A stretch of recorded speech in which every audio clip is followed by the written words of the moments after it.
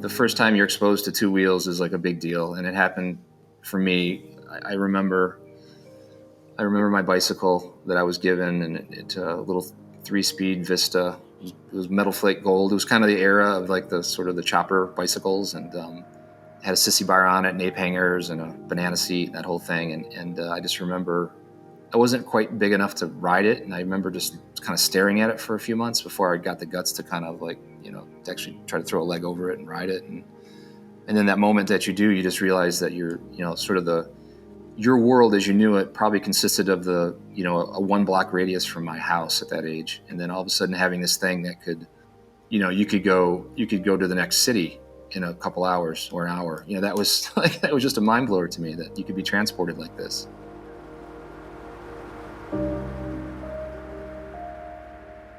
All right, I'm Brad Richards, and I'm the Vice President of Styling and Design at Harley-Davidson.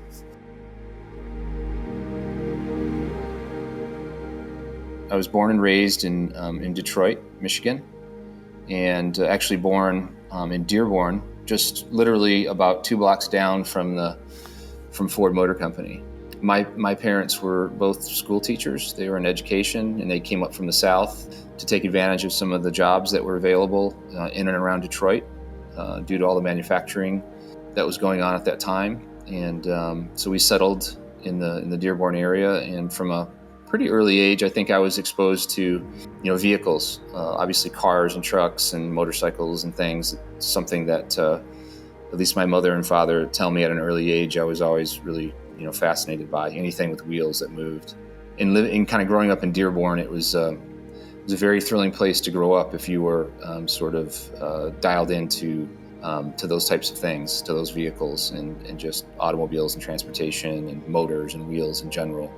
There was a lot of that was going around. That led to, kind of in school, obviously, I should say before school, I remember getting, and some of these stories obviously are going to sound a little cliched. I'm sure a lot of people sort of had the same exact experience, folks that are interested in, in motorcycles and the brand. But, I can remember vividly getting my first bicycle, and it was to this day I can remember it just felt like the constraints and the confines of the neighborhood had been dropped down, and all of a sudden there was a whole other world to kind of go out and explore, which I did with my friends, and we rode around a lot. And that, that eventually led to motorcycles and kind of getting involved with off-road bikes and on-road bikes and mopeds and mini bikes and go-karts. And that was sort of our childhood, that, and I would say a major healthy dose of skateboarding, which was really another sort of factor in my childhood that was that I completely embraced, fell in love with that, and did a lot of skateboarding, still do to this day. So that's another big piece of the puzzle. But again, I think that all kind of centers around movement and freedom and sort of being able to chase the horizon, wherever you're at.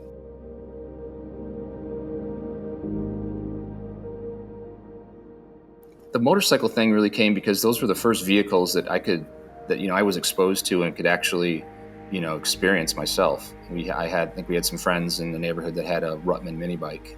God, I just remember it had had a metal flake gold frame and white wheels, and the engine had a really cool decal on it. Ruttman Ugly, I think it was what it was called. And he had put chrome handlebars on it, a little sissy bar. And I just thought, God, this is so cool. It's this, not only does he have this great, he's got a motorcycle, but he's also started to customize it. And I thought that was really cool that people could, express themselves via the vehicles that they chose to ride on and customize. And so that really sort of unlocked something. The other, and I had paper routes. That's the other thing, is the first time I had 2 paper routes at the same time, I realized that my bicycle just wasn't going to cut it anymore in terms of time. My paper routes, I work for the Detroit Free Press, and so it's an early morning paper, and they drop the papers off at 4 a.m. So I would try to get everything done before I went to school. I realized that, bicycle wasn't going to cut it because I just had too much ground to cover. So I saved up and bought a little moped and put some bags in the back, built like a little rack for the papers and so on. And that enabled me to have multiple paper routes. And I realized, wow, this is really cool. It's this, this kind of the wheels and the motor. Yeah, it's a fun thing to kind of bomb around on a weekend, but it also can provide income and can make your life sort of a better experience because you're able to do your work quicker and so on.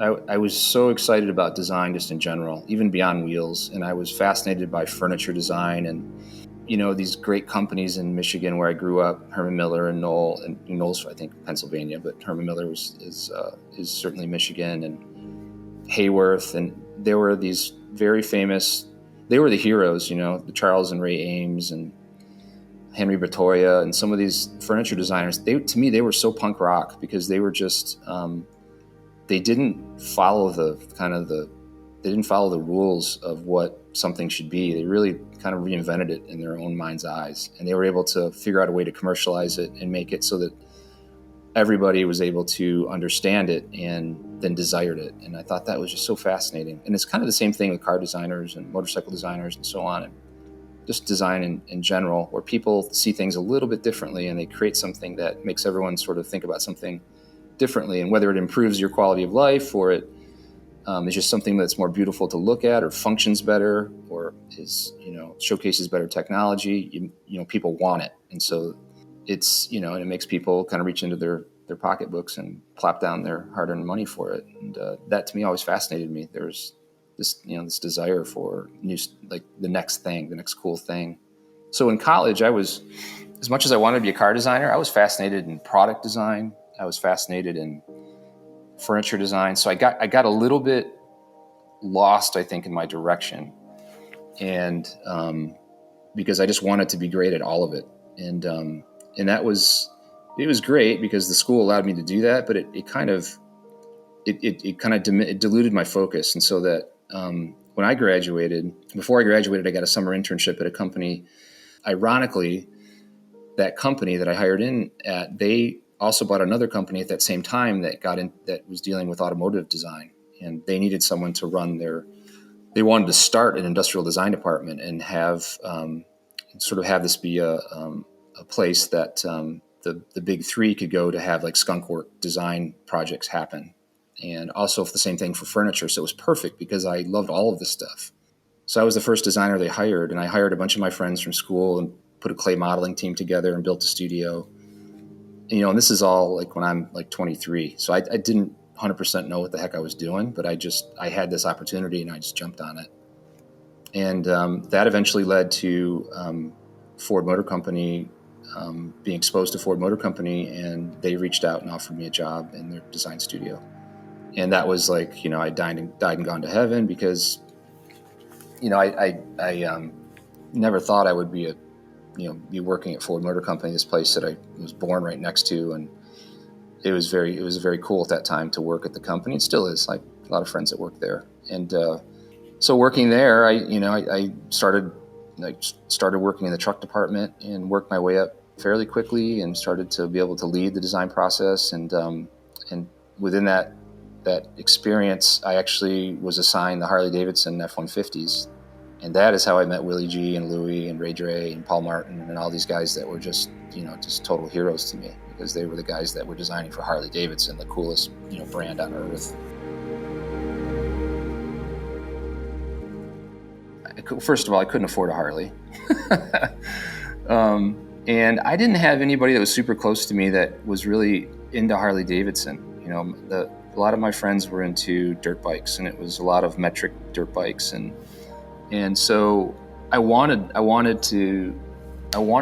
bike really badly, but I didn't quite know how to kind of, beyond just the functional bikes that I used for my paper routes and stuff. I didn't know what to do next, and fate kind of, intervened, and I was in a band in art school, and like many artists are, and we had a rehearsal space that was in downtown Detroit, and it was like it was an old building that had 4 floors, and on I think the 3rd floor is where this old metal shop was, and that's where the guy that owned the metal shop allowed us to rent out a corner of it so that our drummer could leave his drums there and we could come and practice a few times a week.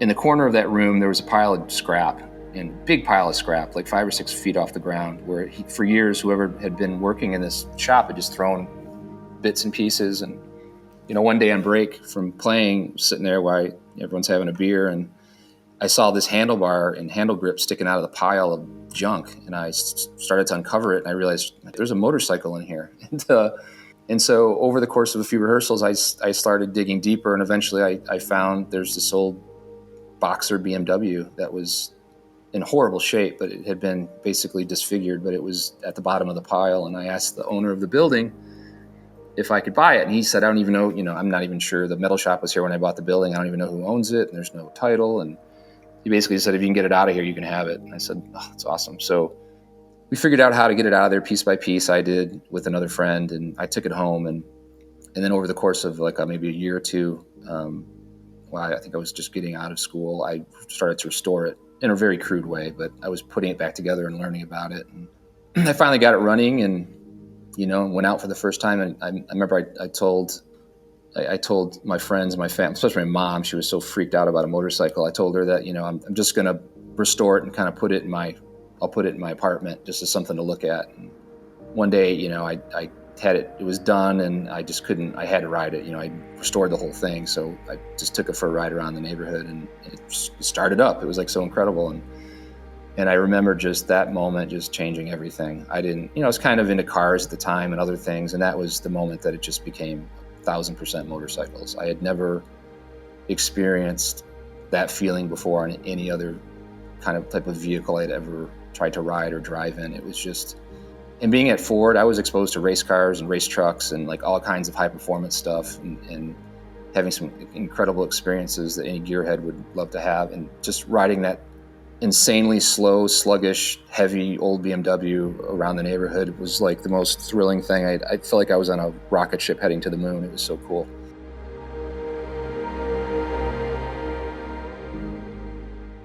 There are a couple that stick with me that I still say to the designers.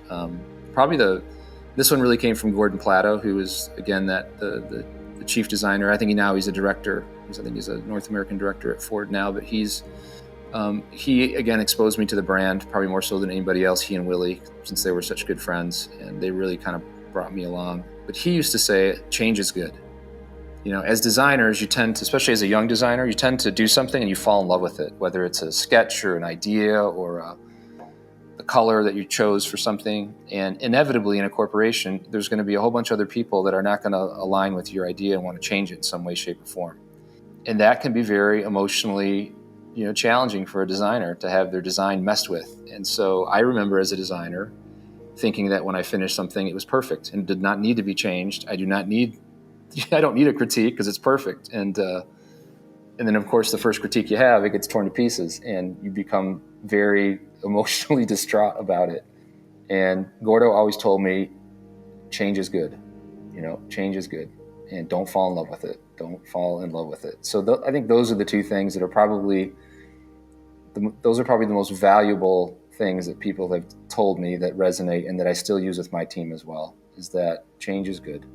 And at Harley-Davidson, that's a bit of a challenge because a lot of our design aesthetic, a lot of sort of the trick, if you will, with our products is that they don't evolve, that we evolve them at a pace that, technically they may be completely new under the skin, but aesthetically they look exactly like the Harley we made, 60 years ago.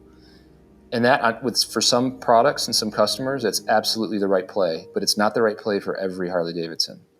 The only thing that's kind of keeping us from seeing Harley-Davidson in some of these new segments and accepting them is sort of the constraints within our own perceptions. And when you kind of blow out those constraints, and you can do that very easily if you're open to it by looking at the history of the company, and you realize that we've done so many radical things, different things, innovative things that people forget about.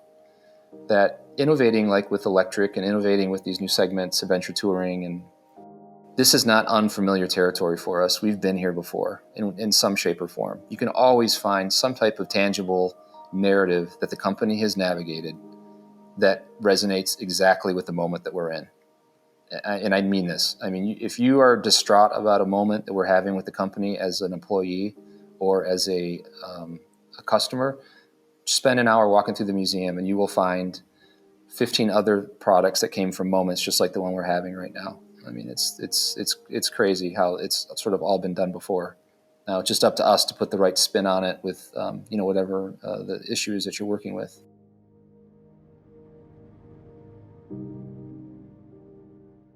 But I know there's a lot of angst out there in the world right now, just about sort of unprecedented times that we're all experiencing right now, as not just as a company, but as a society, a global society. And but just thinking about the corporate side of things and the brand, specifically Harley-Davidson, I mentioned this in my talk that there have been moments in our history, whether it's world wars or recessions or depressions or cultural revolutions, where the company has really taken some hits and kind of barely scraped by and looked like things were going to get pretty dire.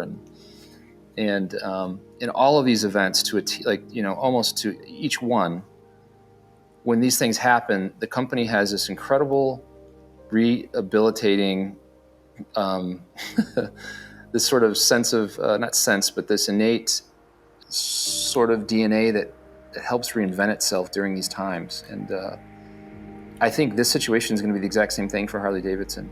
I think that it is going to, the way that we get through this and the way we come out on the other side will define the company for generations. And just like it did for those that went through world wars and those that went through the cultural revolutions and those that went through the depressions and the recessions. And the company has a great way of just reinventing itself on the other side of these things. And these are great moments for us to pause as a company, and we really begin to learn what's important, what's not, in terms of the culture of the company, the people that work within it, why we care about the brand so much, why we love motorcycling so much, and why motorcycling matters so much. And I think being constrained inside our homes and for a moment suddenly being immobile has all given us a desire to get out and become mobile once again, and maybe break free from the digital interfaces that we all use every day and go experience real things out there in the world. And man, there's just no way, I can't think of a better way to experience really living and real experience than behind the handlebars of a Harley-Davidson. So I think there's a tremendous opportunity for the company on the other side of this. And I think it's really important for us all to think about that and poise the company, whether it's a dealership or employee or somebody in a manufacturing facility, but just thinking about how we need to make sure that we're poised to take advantage of that on the other side of this, which we will get to the other side of this.